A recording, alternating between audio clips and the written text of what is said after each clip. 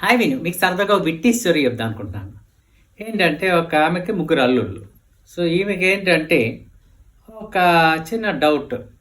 ఈ ముగ్గురు అల్లుల్లో నన్ను ఇష్టపడే అల్లుడు ఎవ్వరు అనే ఒక డౌట్ వచ్చి ఆమె అంటే ఒక టెస్ట్ పెడదాం ప్లాన్ చేసి మొదటి అల్లుడితో బోటు మీద షికారు వెళ్ళిన తర్వాత యాక్సిడెంటల్గా పడిపోయినట్టు పడిపోతుంది బోటు మీద. అల్లుడు గారు పడిపోయినంటే అల్లుడు వెంటనే దూకి ఆమెని రక్షణ తీసుకొస్తారు. అత్తగారు చాలా హ్యాపీ ఫీల్ అవుతారు. నెక్స్ట్ డే అల్లుడి ఇంటి ముందు ఒక ఇన్నోవా కార్ రెడీగా ఉందనమాట. అత్తగారికి ప్రేమతో అయిపోయింది. అల్లుడు ఎంజాయ్ చేస్తున్నాడు కార్.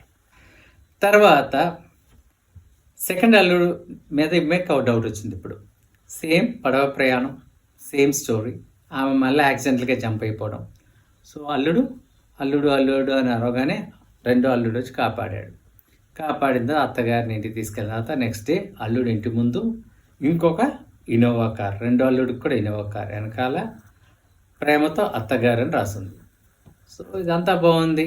మూడో వారం ఏం చేసిందంటే ఈమె మూడో అల్లుడు ఉండిపోయి చిన్నోడు, వీడిని కూడా చెక్ చేయాలి, ఒకసారి టెస్ట్ చేద్దామని చెప్పి ఏం చేసిందంటే ప్రయాణం వెళ్ళారు. బోట్ షికారి వెళ్తూ ఈమె దూకేస్తే అల్లుడు గారు కాపాడండి అని ఇప్పుడు అరవడం మొదలుపెట్టింది. అరుస్తుండగా ఏమైందంటే ఈ అల్లుడు పట్టించుకోలే. నువ్వు చావాలి, కూతుర్ని కన్నావు, అసలు డిసిప్లిన్ నేర్పించలేదు, గయ్యాలి, అసలు నా జీవితం నాశనం అయిపోయింది, నీకు పనిష్మెంట్ ఇది కరెక్ట్ అని చెప్పి అత్తగారిని వదిలేసి బోటేసుకొని వచ్చేస్తే ఇప్పుడు ఇన్నోవా కార్ మిస్ అయిపోయింది కదా. ఇప్పుడు ఏమైంది గెస్ట్ చేయగలరా? ఆయన మూడో అల్లుడి ఇంటి ముందు ఒక BMW కార్ ఉంది. ఏమని?